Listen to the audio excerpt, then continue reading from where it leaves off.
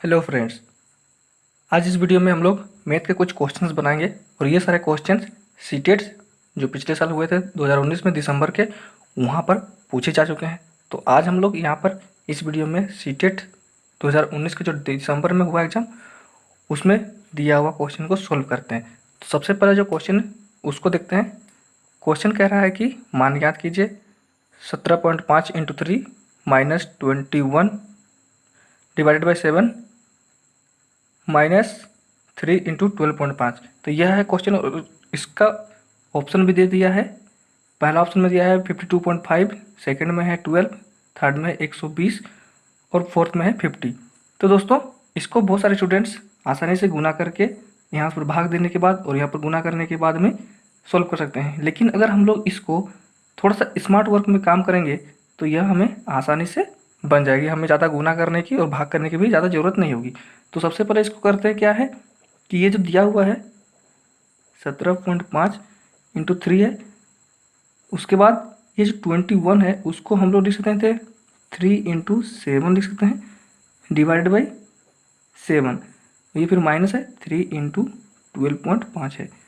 अब दोस्तों इन सारे तीनों जगहों से हमें 3 कॉमन दिख रही है तो हम लोग 3 निकाल सकते हैं आराम से। अब बचा यहाँ पर 17.5।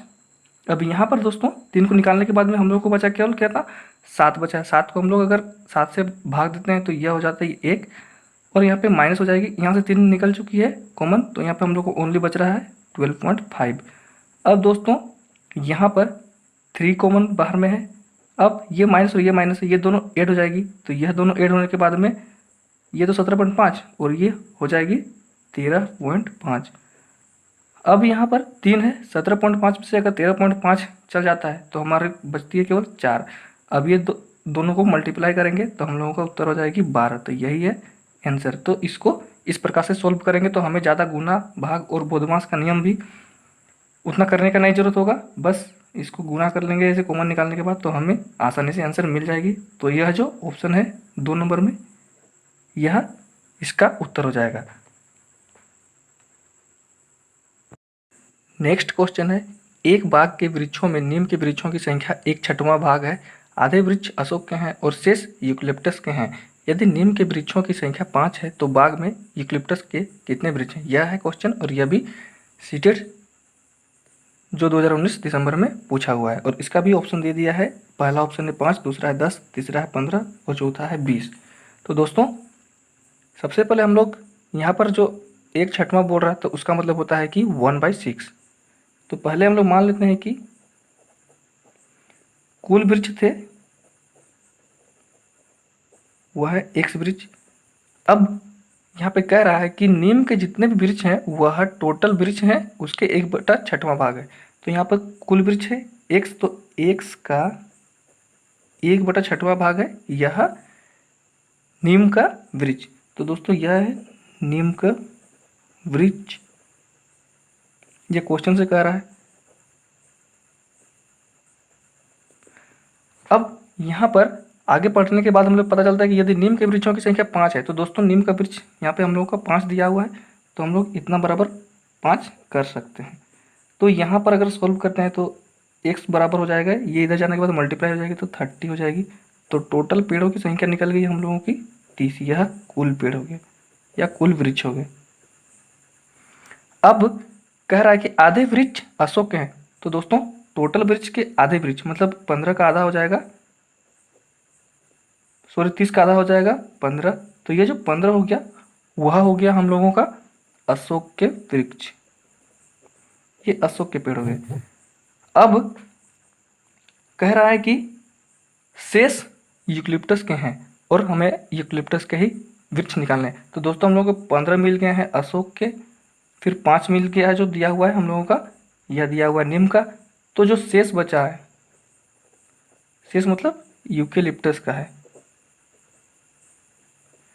तो यह जो है 15 और 5 20 हो जाएगी और इसमें 30 में से अगर हम लोग 20 घटा देते हैं तो हमें मिल जाएगी 10। तो यही हम लोग का यूकेलिप्टस का पेड़ है और यह ऑप्शन नंबर बी यानी ऑप्शन नंबर 2 में दिया हुआ है, तो यही उसका आंसर हो जाएगा। तो दोस्तों यहाँ पर हम लोग इसी प्रकार से सोल्व कर लेंगे। आगे है क्वेश्चन क्वेश्चन कह रहा है कि एक वर्ग की भुजा 4 सेंटीमीटर है, इसे काटकर 4 बराबर वर्गों में विभाजित किया गया है, प्रत्येक छोटे वर्ग का क्षेत्रफल क्या होगा। और ऑप्शन दिया हुआ है 4 centimetre, 1 centimetre square, 16 centimetre square और 8 सेंटीमीटर स्क्वायर। तो दोस्तों सबसे पहले हम लोग जानते हैं कि वर्ग क्या होता है। तो दोस्तों वर्ग एक चतुर्भुज आकृति होती है जिसके चारों भुजाएं समान होती है। ये ए ये मान लेते हैं भुजा है, तो ये चारों की चारों भुजाएं समान होती है और साथ ही साथ प्रत्येक कोण भी 90 डिग्री की होती हैं। तो यह वर्ग कहलाती है। अब यहाँ पर कह रहा है कि 4 सेंटीमीटर की एक वर्ग की भुजा है, तो यानी ये सब सारे के सारे 4 सेंटीमीटर की भुजा है, ये भी 4 सेंटीमीटर की भुजा है। इसे काटकर 4 बराबर भागों में विभाजित किया जाता है। तो दोस्तों अगर हम लोग मानते हैं कि इस प्रकार से ये वर्ग है, इसको 4 बराबर भाग में करते हैं, तो हम लोग ऐसे करके 4 भाग कर सकते हैं। अब यहाँ पर अगर ये 4 सेंटीमीटर का है और इधर से भी 4 सेंटीमीटर का है, तो दोस्तों यहाँ से 1 सेंटीमीटर, फिर यहाँ से यहाँ 2 सेंटीमीटर, फिर यहाँ से 3 सेंटीमीटर और यहाँ से 4 सेंटीमीटर। तो इस प्रकार से हमें प्राप्त हो जाएगी 4 सेंटीमीटर की भुजा है, सब तरफ से 4 हो जाएगी, 1 2 3 4। इस प्रकार से हमें मिल जाने के बाद में जब हम लोगों को 4 में से प्रत्येक छोटे वर्ग का क्षेत्रफल निकालने कहा जा रहा है, यानी हम लोगों को कोई एक जो भाग है उसको निकालेंगे और इसका क्षेत्रफल कितना होता है इसको जानेंगे। तो दोस्तों जब यहाँ से यहाँ तक 2 सेंटीमीटर है, तो जो छोटे छोटे वर्ग की भुजा हमें मिल जाएगी 2 सेंटीमीटर। अब हम लोग जानेंगे कि वर्ग का जो क्षेत्रफल होता है, वर्ग का जो क्षेत्रफल होता है वह होता है भुजा गुना भुजा या ए स्क्वायर। तब हम लोग जब छोटे वर्ग की बात कर रहे हैं, तो यहाँ पर छोटे वर्ग की भुजा हमारी 2 सेंटीमीटर निकल गई है, तो हम लोग छोटे वर्ग का जो क्षेत्रफल है उसको हम लोग कर सकते हैं 2 गुना 2, तो इसका उत्तर हो जाएगा 4 सेंटीमीटर स्क्वायर। तो यह हो जाएगी इसका आंसर। और हम लोग अगर कहता क्वेश्चन में कि बड़े वर्ग की क्षेत्रफल क्या है, तो बड़ा वर्ग का क्षेत्रफल हम लोग आराम से कर सकते थे। कहा नहीं है लेकिन फिर भी मैं बता दे रहा हूँ कि बड़े वर्ग का क्षेत्रफल अगर कहता तो हम लोग उसका करते 4 गुना 4, तो इसका हो जाता 16 सेंटीमीटर स्क्वायर यह। लेकिन हमें कहा है छोटे वर्ग की, तो हम लोग यहाँ पे छोटे वर्ग का क्षेत्रफल निकालेंगे, तो इसका उत्तर हो जाएगा 4 सेंटीमीटर। इसको इस प्रकार से आसानी से बना लेंगे।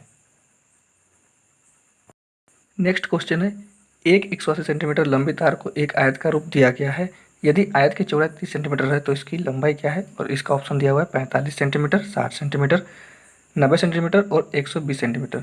तो दोस्तों सबसे पहले देखते हैं कि आयत कह रहा है, तो पहले समझते हैं कि आयत क्या होता है। तो आयत भी एक चतुर्भुजाकार आकृति होती है जिसकी आमने सामने की भुजाएं समान होती है। तो ये ABCD एक चतुर्भुज है जिसकी AB के समांतर CD भुजा है और AD के बराबर BC भुजा भी है। तो यह एक प्रत्येक कोण इसका समकोण भी है। तो आयत वह चतुर्भुज होती है जिसके आमने सामने की दोनों भुजाएं समान होती है और प्रत्येक कोण 90 डिग्री के होते हैं। तो दोस्तों यहाँ पर कह रहा है कि 180 सेंटीमीटर लंबी तार को एक आयत का रूप दिया गया। तो माना ये तार है जिसका लंबाई दिया हुआ है 180 सेंटीमीटर। अब इसी को आयत के रूप में इसका आयत का रूप दिया गया है। तो माना कि इस सिरा को सी बिंदु पर रखने के बाद में शीर्ष में रखने के बाद में इसको इस प्रकार से रख देते हैं, तो यह जो लंबाई है यह बन जाती है हमारी आयत, और यह जो हो जाती है परिमाप हो जाती है आयत की। तो दोस्तों आयत का परिमाप बन जाता है कि कोई एक शीर्ष से लेकर के जहाँ से शुरू करते हैं वहाँ से फिर दूसरे शीर्ष, तीसरे शीर्ष, चौथे शीर्ष होते हुए उसी जगह पर पहुँच जाते हैं, तो यह हो जाती है उस आयत की परिमाप। तो यहाँ पर परिमाप जो है यह आयत का तो इसका फॉर्मूला होता है 2 गुना लंबाई जोड़ चौड़ाई। और दोस्तों ये जो है यह लंबाई है और यह है चौड़ाई। तो यहाँ पर लंबाई जितनी होगी यह लंबाई भी उतनी ही होगी, जितनी चौड़ाई होगी वह चौड़ाई भी इतनी ही होगी। तो यह जो परिमाप है आयत का हुआ होता है 2 गुना लंबाई जोड़ चौड़ाई। और हम लोग ये भी देख लिए कि यही जो रेखा थी 180 सेंटीमीटर रेखा वाली जो तार है उसी को हम लोगों ने आयत का परिमाप के रूप में उसको आकृति दिए हैं। तो इसका जो परिमाप दिया हुआ है मतलब 180 दिया हुआ है, तो यहाँ पर 180 लिख सकते हैं। 180 की जगह पर 2 इंटू लंबाई। अब लंबाई हम लोगों को निकालने के लिए कह रहा है और साथ ही साथ चौड़ाई की वैल्यू यहाँ पे दिया हुआ है, आयत की चौड़ाई 30 सेंटीमीटर, तो यहाँ से हम लोग 30 सेंटीमीटर लिख लेंगे। अब इसको सोल्व करते हैं। तो दोस्तों ये मल्टीप्लाई में है तो इसको हम लोग यहाँ पे लाने के बाद में अगर इधर आती है बट्टा के इस पार में तो वह डिवाइड हो जाती है, तो इसको मैं डायरेक्ट कर दे रहा हूँ, तो इसका भाग देने से 90 हो जाएगी। अब इधर बच गया है लंबाई प्लस चौड़ाई, और यह जो चौड़ाई है सॉरी वह 30 सेंटीमीटर है। तो दोस्तों लंबाई को हम लोग इस पार में ही रहने देते हैं और चौड़ाई को इस पार में अगर लेके आते हैं 90 के साइड में, तो यह 90 माइनस 30 हो जाएगी, तो इधर केवल लंबाई बच जाएगी। तो इसको जब घटाते हैं तो यह 60 हो जाती है, 60 बराबर लंबाई। तो दोस्तों हम लोगों को यही निकालने के लिए कहा था। तो यह जो ऑप्शन है लंबाई का 60 सेंटीमीटर ऑप्शन नंबर 2 में है, तो यह हो जाएगा इसका उत्तर। तो यह था इसका आंसर और इसको ऐसे आसानी से बना सकते हैं। अगला क्वेश्चन है 3 ब्रांड ए, बी तथा सी के पेन क्रमशः 10, 12 और 24 के पैकेटों में उपलब्ध है। यदि एक दुकानदार को तीनों प्रकार के पेन समान संख्या में खरीदने हैं तो उसके द्वारा खरीदे जाने वाले पैकेटों की न्यूनतम संख्या क्या होगी। और इसका ऑप्शन भी दिया हुआ है, पहला, दूसरा, तीसरा और चौथा। तो इसको हम लोग सॉल्व कैसे करते हैं इस चीज़ को जानेंगे। तो दोस्तों यहाँ पर जो दिया हुआ है 3 ब्रांड के पेन है जो है 10, 12 और 24। तो सबसे पहले हम लोग करते हैं कि एलसीएम निकालते हैं। एलसीएम निकालेंगे किसका किसका निकालेंगे, तो 10, 12 और 24 का एलसीएम निकालेंगे। तो चलिए सबसे पहले एलसीएम निकाल लेते हैं। 2 5 10, 2 6 12, 2 12 में 24। फिर यहाँ से भी 2 से ही करते हैं, 5 हो जाएगी। इसको यहाँ डिवाइड करेंगे तो 3 हो जाएगी, ये हो जाएगी 6। फिर यहाँ से 3 से करते हैं तो ये 5, ये 1 और ये 2 आ जाएगी। अब इसको मल्टीप्लाई कर लेते हैं। 2 दूना 4, 4 दिया 12, 12 पच्चे 60 और 60 दूना 120। तो इसका जो है एलसीएम वह एलसीएम निकल गया हम लोगों का 120। अब दोस्तों करना क्या है कि हम लोगों को जो तीनों पैकेट है उसका न्यूनतम संख्या निकलने के लिए कहा जा रहा है। तो सबसे पहले हम लोगों को करना है कि ए वाला जो रहेगी उसको ए वाला के लिए करना है क्या, जो एलसीएम निकला है उसको डिवाइड करना है ए वाले जो पैकेट है, जैसे 10, 12, 24 है तो उसको हम लोग डिवाइड कर लेंगे। तो ए वाला का है जैसे कि आप यहाँ देख रहे हैं, ए वाला है 10, बी वाला है 12 और सी वाला है 24। तो इसको हम लोग बारी बारी से डिवाइड कर लेंगे। तो यहाँ से 10 से डिवाइड कर लेंगे। फिर बी वाले के लिए हम लोग 120 को डिवाइड कर लेंगे 12 से, और सी वाले को डिवाइड कर लेंगे 120/24 से। अब इसको डिवाइड करने से हम लोग का आ जाता है यहाँ पर 12, यहाँ पर 10 और यहाँ पर हो जाएगी 5।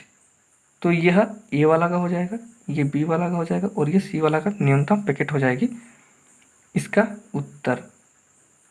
और हम लोग ऑप्शन 4 में देख रहे हैं कि 12, 10 और 5, तो यह है इसका आंसर। तो इसको हम लोग आसानी से टिक कर सकते हैं।